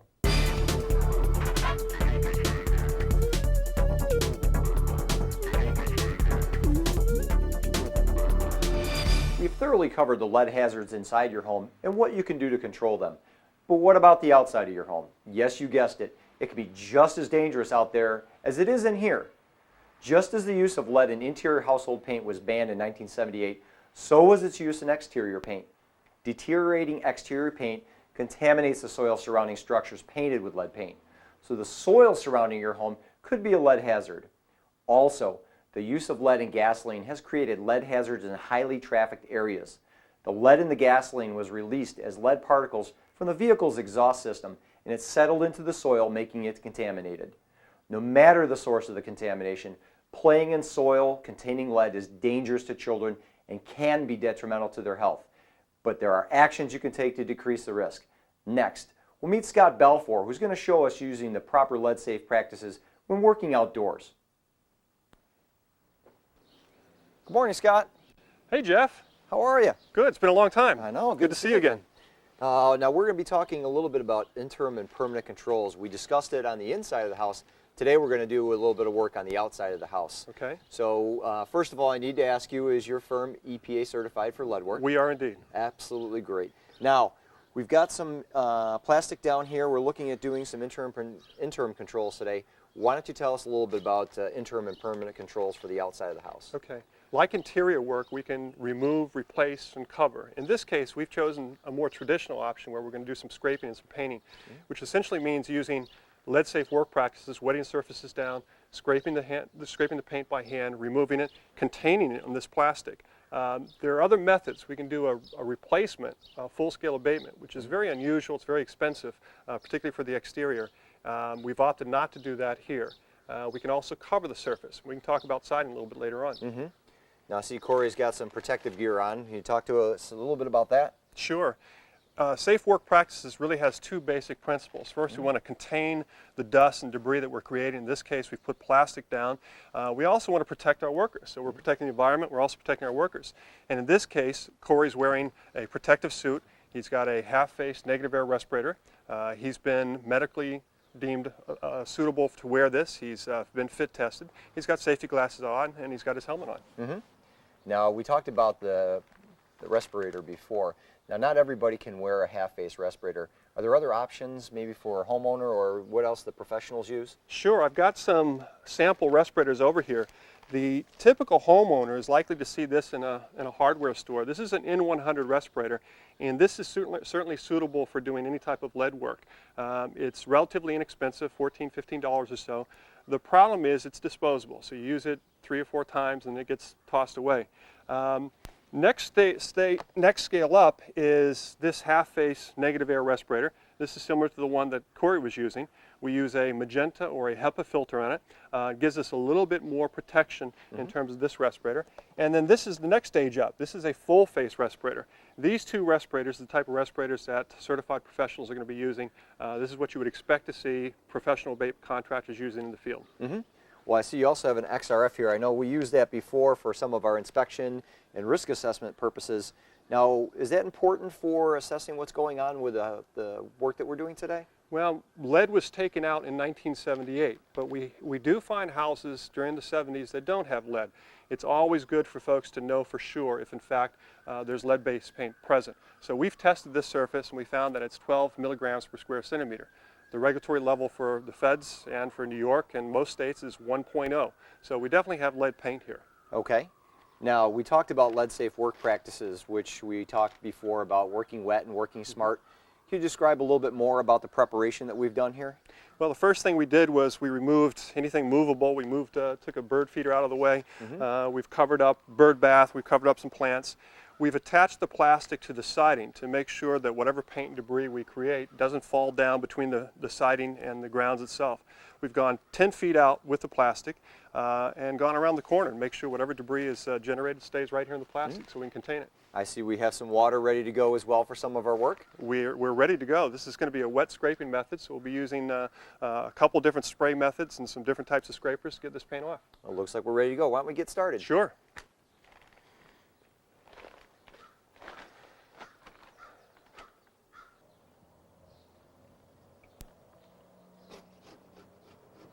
Well, Scott, I noticed that Corey's going ahead with a wet scraping. Can you tell us a little bit about why it's important to wet scrape? You know, traditionally painters have just dry scraped, and there have been lots of problems as a result of it. You know, the dust gets airborne, goes all over the neighborhoods. And so what Corey's doing is wetting down the surface before he scrapes it. Lead is a particulate, so it gets airborne. When it's wet, it's going to settle out much faster. So the idea is to keep it wet, keep it moist so we can bring it into plastic and do our cleanup much easier. And again, control the dust that comes out of the lead-based paint. That's the trick, to control the dust. Well, looks like that's very time-consuming. Are there any other options for a contractor, say like pressure washing, to go ahead and prepare the surface? You know, painters love to do power washing, but for it to be effective, they really have to get the paint at an angle. And if they hit it at an angle, those paint chips can take off and get into the next neighborhood. So it's really not an acceptable practice. So with pressure washing out, what are the other power options for a contractor to use? Well, most good professional contractors have now gone to power equipment which is HEPA exhausted. I've got some examples I can show you over That'd be here. great. Why don't we see that? Sure. Okay, Jeff, this is the sander we discussed earlier. This is a professional piece of equipment that's designed to evacuate the dust down a local exhaust directly into a HEPA filtered vac. It's not something you'd typically find in a usual hardware store. So you just can't use any kind of a shop vac for this and say maybe duct tape it next to a sander? No, you really can't. This is specifically designed to be used with a HEPA filter vac. Shop vacs just don't give us the filtration that we need. Okay. Can you tell us a little bit about how the process works? What's different from this type of a sander, it's got a shroud on the outside. So the shroud has to be kept up on the clapboards, and Corey's going to be moving it fairly slowly back and forth across the clapboard and catching all the dust as it's ground off.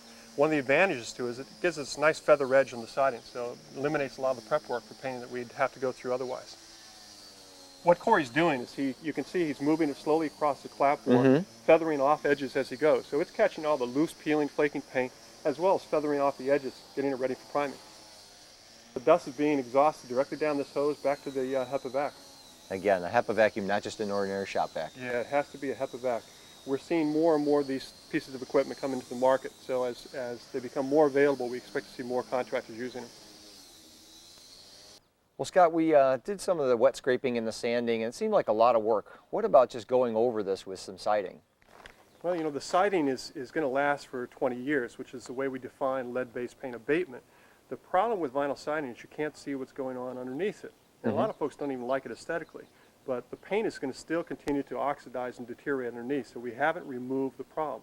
Now, having said that, it is a good solution. It tends to be very expensive, though. Our approach here, just doing some wet scraping, priming, and painting, is going to give us probably 7 to 10 years of good paint job, and a lot cheaper than doing vinyl siding. Okay, well, we still got a lot of debris on the poly, and I know we have some more work to do, but could you talk us through some of the cleanup procedures? Sure. Well, like we use water in terms of doing the wet scraping, we're going to use water to wet down the surface of the poly itself. We're going to scoop it all up. We use a squeegee to bring it all to the middle of the poly. We're going to scoop it up, put it into a heavy-duty garbage bag, and then we're going to remove the plastic by taking each corner, folding it in on itself to keep any dust and debris that's left behind on the inside. That's going to go back in the same bag. Okay, what about the clothing that Corey wears? I didn't know some of it's disposable. If he's wearing a disposable suit, that's going to go in the same bag with the poly and the plastic and the paint chips. And if he's somebody that's just wearing their work clothes? Work clothes have got to be laundered separate from everybody else's clothes, but that should go into a separate bag, probably for future use. Now, all these things obviously have to be disposed of. How do we do that? Well, the EPA has come out and said that lead that's generated from a residential site is conditionally exempt. So in most cases, we can dispose of it as household waste. It's important to check with your local municipality to make sure. Well, we're going to be pulling the plastic away from the building. What about anything that's happened to fall behind the poly, or was there first that we need to go ahead and get up and not leave any bare soil behind? Yeah. Well, the trick is to make sure that we've got real good contact with the plastic and the siding itself. Make sure that we've caught all the debris and dust from going down beyond the plastic. If we didn't get it all, we're going to go back through with a fine-tooth comb and pick it all up. Now, afterwards, can we do anything to cover some of that area, try and keep it from being a hazard for the kids? Yeah, bare soil is a real concern when we're talking about kids in a household. Kids love to dig in bare soil. So the recommendation is that we're going to cover that with grass, with mulch, with gravel. Ideally about 6 inches of mulch or gravel. Now, Scott, I notice you're going ahead and put some mulch around in here. We've heard that lead can literally walk right in the house. Could you elaborate a little bit on that? Sure. I mean, kids and animals love to play in bare soil. And so a lot of folks have even taken the approach of going shoeless, where they have a mat outside their house and everyone takes their shoes off. And it goes a long ways to keeping the house cleaner and free of lead dust. What we're doing here is actually the final step in our job. We've done a pretty good job of taking all the loose, peeling, flaking paint off here, and we've stabilized it. But there was some bare soil in this bed. So what we're doing is putting 6 inches of mulch on top of it. This is an interim control. It's not a permanent solution, so the homeowner is going to have to replenish this on a regular basis. But aesthetically, it's very nice. So this is one interim control. What other interim controls are there?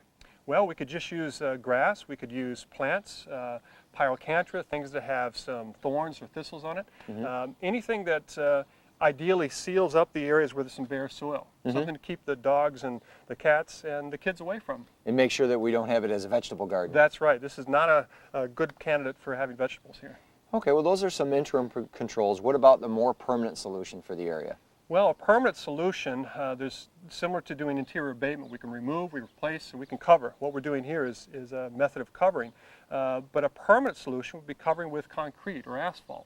Aesthetically not very pleasing, certainly something the homeowner doesn't want to do here. We could literally remove the contaminated soil from the surface and bring in non-contaminated soil. But that's very expensive. We only do that normally if it's a very high concentration of lead in the soil. Okay, and if you can't keep your kids from playing in the dirt, what kind of recommendations could you have? Well, the best approach is to have a designated safe area, a sandbox or a play area where we know there's no contamination. Well, thank you very much. I'll let you get back to your mulching, and it was good to see you again. Thank you, Jeff. Good seeing you again. Bye now.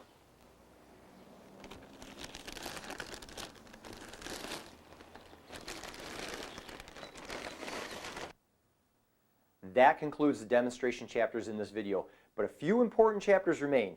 Chapter 8 discusses how to find, hire, and work with a contractor. Chapter 9 discusses your rights and responsibilities whether you are a landlord, a tenant, a home buyer or seller, or a contractor.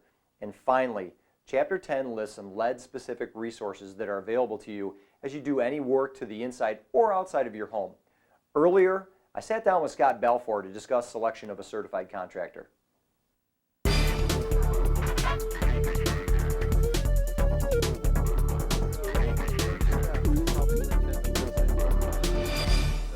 Now, Scott, you've been doing this for a long time, and EPA certified firm, and I'm sure you've seen the good, the bad, and the ugly. It just becomes old hat for you. But for us that are just the lay people, could you give us a little bit of advice on selecting a contractor, or even if we want to use a contractor? Well, I think first step is to decide whether you're able to do the job that you're going to try to undertake. You have to look at how big of a job it is. Are you going to be disturbing a lot of surfaces? It may get to a point where you decide that this is outside of your area of concentration. You may need to hire a licensed or certified professional. You've decided to go ahead and use a contractor rather than doing this work yourself. How do you go about finding these people? Well, there's a number of sources besides just the Yellow Pages. A good place to start is with the Municipal Health Department, City Hall, to find out if they have a list of qualified contractors. Okay, Scott, so you have your list of EPA certified contractors. What do you do next to try and narrow it down a little bit? Well, I think interview is the right terminology. You really want to sit down with these guys and ask them some basic questions. Is this a job they feel comfortable with? Have they done this type of work before? How long is it going to take them? Are they going to have to be out of the house? Are we going to have to be out of the house while this work is being performed? What's the bottom line cost? What's the possibility of overruns? And also, who's going to come in and do the lead clearance afterwards? So now that you've selected a contractor, you just go ahead and turn over your house to them? Not exactly. The responsibility still lies on the homeowner to ensure that all the work is done properly, to ensure that the cleanup is done, and it's got to be certified by a third-party inspector or risk assessor. So we've taught you about lead-safe work practices in the video. We talk about working wet, working smart. And then what about at the end again, you said something about a clearance exam? Well, remember, the job's not done just because it's visually clean. We still need to hire in a third-party inspector or risk assessor and do a complete clearance analysis to make sure that all the dust and debris has been properly removed. So once we've done the visual inspection, we do the lead wipe sampling, and if that passes, then we're all set to go back and move in? Well, that's correct. We want to make sure it's a third-party inspector or risk assessor who signs off on that job. Very good. Thanks for being with us. My pleasure. In the next chapter, we'll discuss what your rights and responsibilities are when it comes to lead, whether you are a renter, a landlord, a home buyer, a home seller, or a contractor.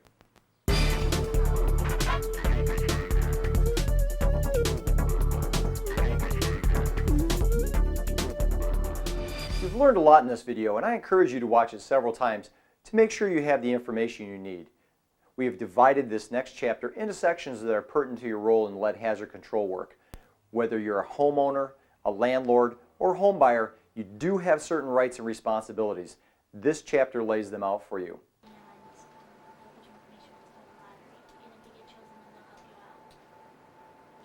Morning, Hector. Good to see you again. Thank you, Jack. I was wondering if you could explain to us a little bit about what the Housing Council does regarding lead. Sure. The Housing Council is a nonprofit agency that covers the entire Monroe County area. And we provide lead-safe work practices to both to homeowners, to landlords, to tenants, anyone who is interested in learning how to manage lead-based paint in their property. Mm-hmm. Now, if you're a potential tenant looking for an apartment, what should you be looking for from a landlord? When a landlord is renting the property out to a tenant, they must give the tenant the lead warning acknowledgement disclosure lead form and have the tenant sign the form. It's very important that you know when the year the property was built. That's going to give you, more or less, if the house was built before 1978, whether or not there might be potential lead-based paint in the property. Also, when you go into the property and you're doing an inspection, check to see what the painted surfaces are, what the conditions are. Mm-hmm. If they're peeling, caulking, chipping, flaking, then that may be potential lead hazard. At that point, find out what the landlord's policy is in repairing damaged paint. Ask the landlord if the landlord has been trained in lead-safe work practices. And if not, do they hire contractors or maintenance workers that have been trained in lead-safe work practices? Now, we've talked about a lot of the tenant's responsibilities. What about a tenant that's already in a property? Well, it's important that the tenant communicate with the landlord, both verbally and in writing, of any damaged paint that they see. Mm-hmm. The other thing, too, is that they should know what lead-safe work practices are. Mm-hmm. And if they do, make sure that it is followed when there's any home repairs or any type of lead controls being done in the property. Another thing, too, is to think about or to remember is that if there's any lead work being done in your home, to make sure that no one in the family enters the work area, especially children and including pets. As a landlord, what are your rights and responsibilities? Well, it's important that a landlord provide the tenant with any lead testing that was done to their property. Also, to have the tenant sign the lead disclosure form and attach it to their lease. Mm-hmm. It would also be important for the landlord to give the tenant the EPA booklet, how to protect your family from lead in the home. Mm-hmm. And also, it's a good idea to find out what kind of lead abatement programs and grants are available to them as landlords. One other thing, too, is when they think about hiring a contractor to do work, make sure that they're lead certified, because in doing so, that will ensure that the work is done right. What about if you do the work yourself? If they do work themselves, I would recommend that they take the lead-safe work training practices to make sure that the work is done safely. And what happens if, as a landlord, worst case scenario, you have a child with an elevated blood lead level as a tenant? Well, in that case, I think the landlord would have to follow any demands that are given to them by the local health department to make sure that that child is levels back down again, and they have to make sure that the work that they do is done in a safe manner, and hopefully that will resolve the issue with the lead elevation. When buying or selling a home, what are the rights of the home buyer and the home seller regarding lead? Well, in 1996, HUD and the EPA created what's called the Real Estate Disclosure Rule. This rule requires that a homeowner who's selling a house that was built before 1978 disclose to the potential home buyer of any known lead paint or any known lead hazards. Mm-hmm. There also has to be a signing of the lead disclosure form. And also to provide the home buyer with any lead reports or testing that were done to the property, have the lead warning language in their sales contract, and also provide the home buyer with the opportunity to have the property tested for lead. Now, is the home buyer the only person responsible for checking into these lead items? No, actually, the 1996 HUD and EPA the Real Estate Disclosure Act applies to everyone, regardless if you're a home buyer, home seller, a landlord, or a renter. And the EPA booklet also has to be provided to the home buyer how to protect your family from lead. What about your real estate agents? Are they involved with this at all? They are, and they also are responsible to also disclose of any known lead presence or lead hazards in the home, and make sure that the home buyer is presented with the EPA booklet. And as a homeowner, you already have a home that has lead in it. What can you do at that point? In some states, it's required that lead be abated if your child is tested for lead, and so the work has to be done by a lead certified specialist. However, since law varies from state to state, it will be important for you to check with your local health department. If a contractor comes in and disturbs a surface area that's more than 2 feet by 2 feet, then they must also present you with the EPA booklet, protect your family from lead in your home.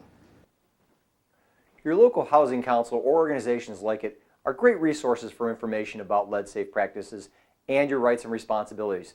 Be sure to be proactive in searching out information when it comes to safely removing lead from your home. In the final chapter, Chapter 10, we list key lead resources that you can use to address lead issues in your home, no matter if you are a homeowner, a renter, a landlord, or if you're a contractor working with lead-based paint. All of these are reputable resources that will get you started in the right direction. I'm Jeff Reed. Thanks for watching.